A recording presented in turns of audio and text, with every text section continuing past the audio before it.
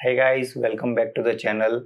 In today's video, I'm going to edit a portrait photograph by using Capture One, and in that I'm going to show you how do I take this boring looking flat photo like this from the edited photo like this in black and white. So let's get straight into the video. So as you see here on the screen, this is photo of my daughter. I took very casual shot, very candid, lot of clutter in the background. And I've made two copies, so at the end I can compare both side by side. So let's begin our editing process. So first step, generally when I edit I will crop at the end, but in this case I would like to crop before so that I know exactly what I'm working with. So I'm going to take a 4:5 crop and make a vertical portrait. So let me select something.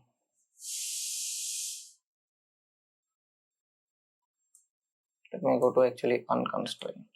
So we have more control over our crop.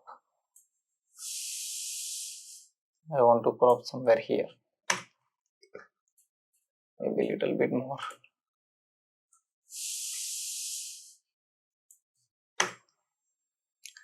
Yeah, so this is what I would like to have as my crop. Now as you see, this part, it looks blown out. So if you want to check whether it is in detail or not, there is a sign here called exp warning, exposure warning. So if we select that button, then you can see these red spots. So these are called hotspots.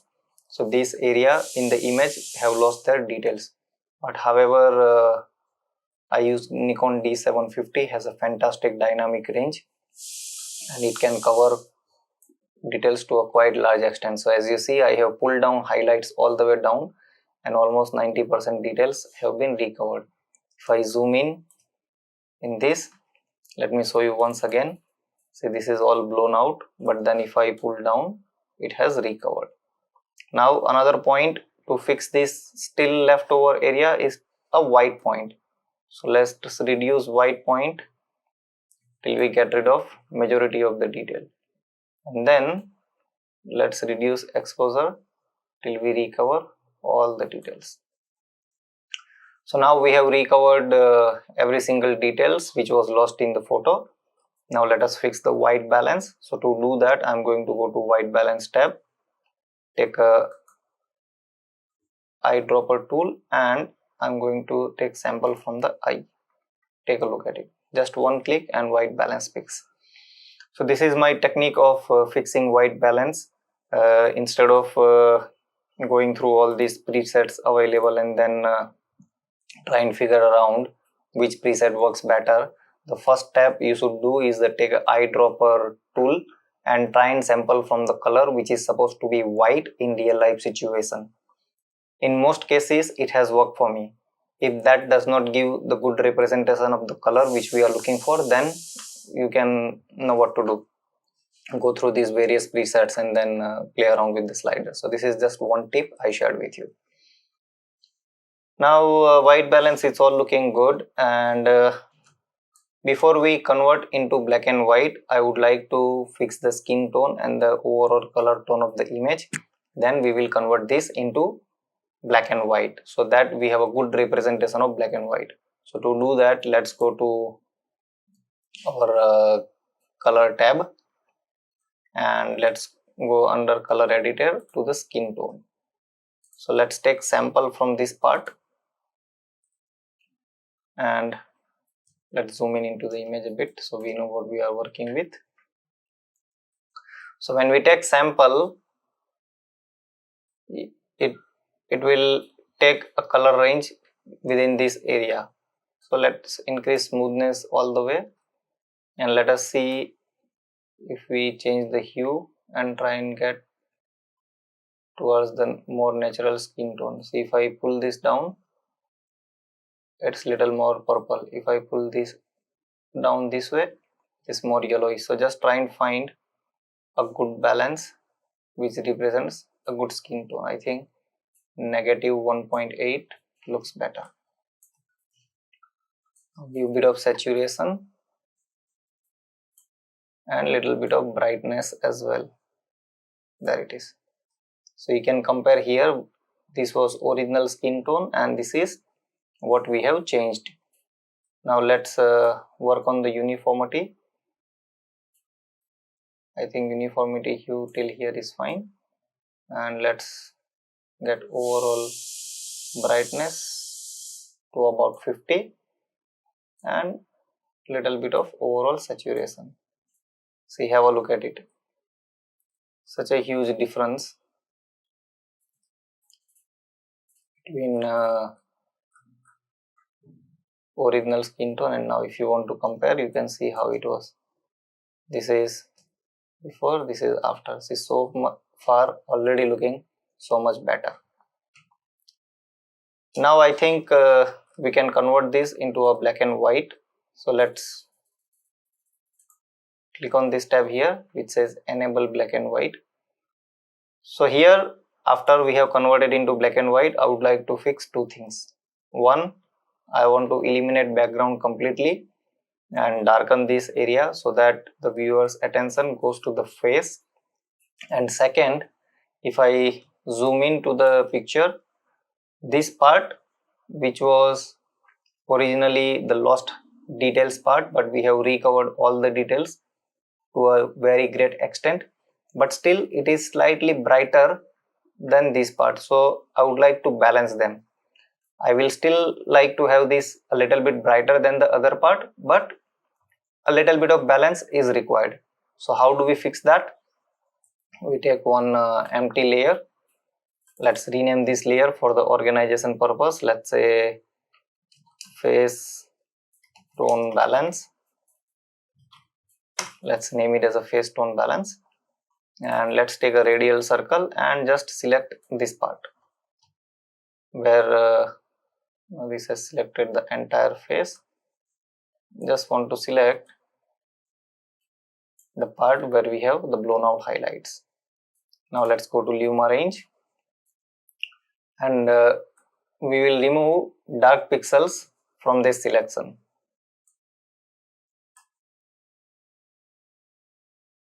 Let's wait till it finishes there it is. So it has removed all the dark pixels, and we'll just smoothen this up. We can go further more down, and there it is. And let's give a bit of radius so it will further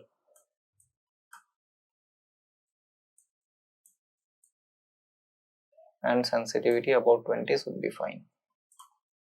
Now let's hide the mask and go to our exposure tab, and let us first reduce highlight and let's see what it does. Let's zoom in a bit. See, as you can see, by reducing highlights, it has given good balance between the brighter tones and darker tones. If we still want to reduce furthermore, then we can make a use of exposure tab. I am just taking all the way down just for the representation point. I think we need not to touch the exposure. By reducing the highlights, we have very good balance. Maybe we can reduce a little bit of whites. That's it. So you can see here difference. This is before, this is after. There is a very subtle change, but now it is balancing from darks to whites very nicely. Now let's take one more empty layer and let us name this background. Let's take one more radial circle selection, and this time I'm going to right click and invert mask. Let's hit M to see the mask, and we are just going to select the background.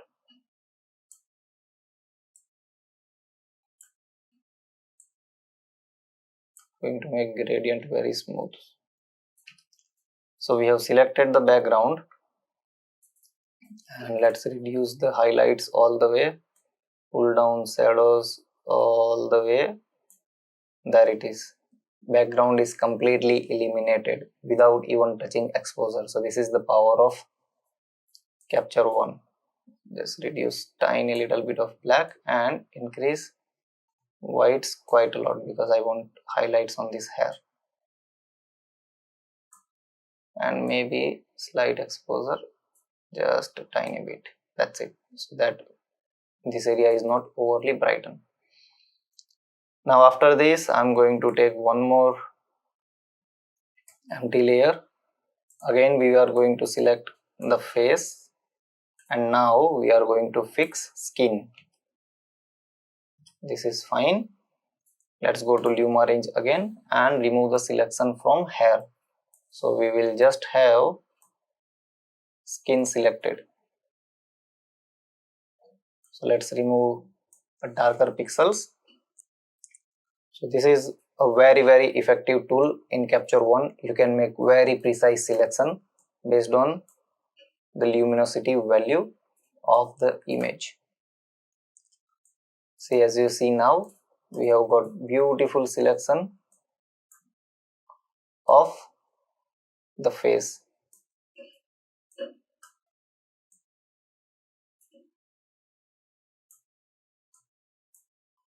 That's it. This is very good selection. Now what I'm going to do, for those of you who are familiar with frequency separation in Photoshop, in Capture One we can work the similar way between structure and clarity. So structure represents the texture of the skin and clarity represents the tone of the skin, the color. So if I take structure all the way up, you can see it brings up the skin texture, but we obviously do not want to go that far. So if I go this positive 40, then clarity I will go negative 40. There it is. So it gives good balance in the screen. There it is. If you see now, let's review in full screen mode. Let's have a look. Look at the skin, very smooth with even texture. So our skin is also done. Now only one last step I would like to do before we go ahead. For that I am going to take another empty layer, and let's name this as a hair. Let's name this as a skin. TXT, texture. Now what I'm going to do, this part is very beautiful part, very nicely lit, and this as well, but just enhancing a bit will give much better effect. So for that I'm going to take a brush tool and just select this. Let's hit M. You don't have to be precise, you can just paint over wherever you see these bright values. So why we don't have to be precise? Because again we are going to use Luma range and select only bright hairs, not the dark hair. So this is become my most favorite tool in Capture One, the luminosity masking, because it really allows you to make very precise mask and you can target area individually.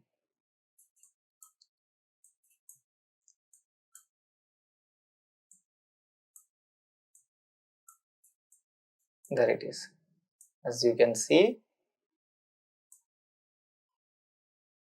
the masking is taking place.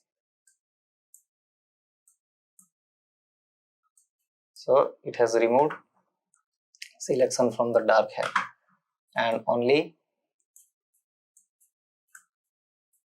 bright hairs are selected. That's it.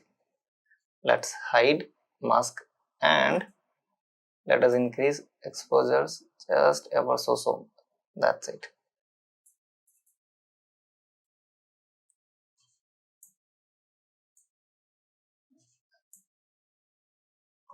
Let's have a look. Let me zoom out a bit. Before, after. That's it. I think on the face we can give little bit of contrast. So to do that, let's take this. So there is one more tip and trick in Capture One, that if you have already made one mask, one selection, but you want to apply another settings or another edits to that particular mask, you do not need to create another mask. What you can do is simply click on this button and select on new empty layer, and then right click on this and then copy mask from skin texture, because the skin texture is the mask where we have selected the face. So this is one of the benefit, that if you name your layers, then you know which one you need to do and which one you need to pick up, and etc. So skin contrast, if I hit M, you can see there it is. So to do that, so contrast, you can work with the two things, either with the layers, levels, or with the curves. So let's do first with curves. Let's darken the shadow. Let's brighten the midtone and pull down highlights. You can take midtone slightly bit more.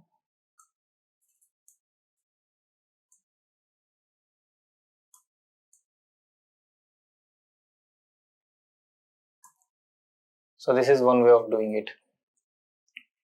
Another way of doing it is, let's reset this.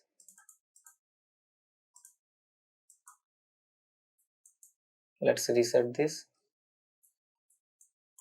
and now let's work with levels instead. So these are shadow. So first pull down the shadow,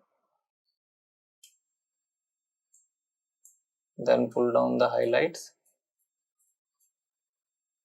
Highlights pull down is on the top. Let's pull down the highlights quite a bit, and now brighten the midtones. I think I like the result achieved by level more than result what we had achieved from curves. This is a little bit too much.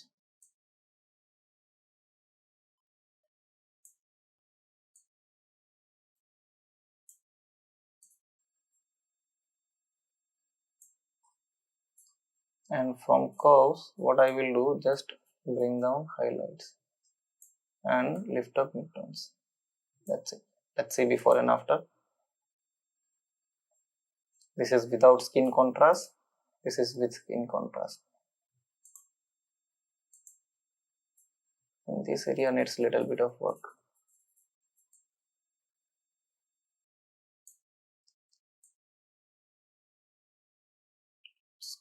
Let's do little bit other way around.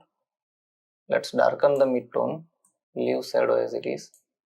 Let us just darken the midtone and brighten the highlights. Highlights brighten and darken the midtone. So there is no really a right or wrong rule. You just need to keep trying. There it is. I think now it's much balanced. Now the last step, I want to darken this area just light a little bit. So again one more empty layer and just select this part. Just I'm going to pull down shadow and reduce exposure just a little bit. And here let's give slight contrast and just little exposure boost. So here it is, the final edited version on the screen. So that's it guys. Thank you very much for watching this video. If you like me to edit your photos like this, then do send it to me on my email. I'll put a link in the description below, and do share, like,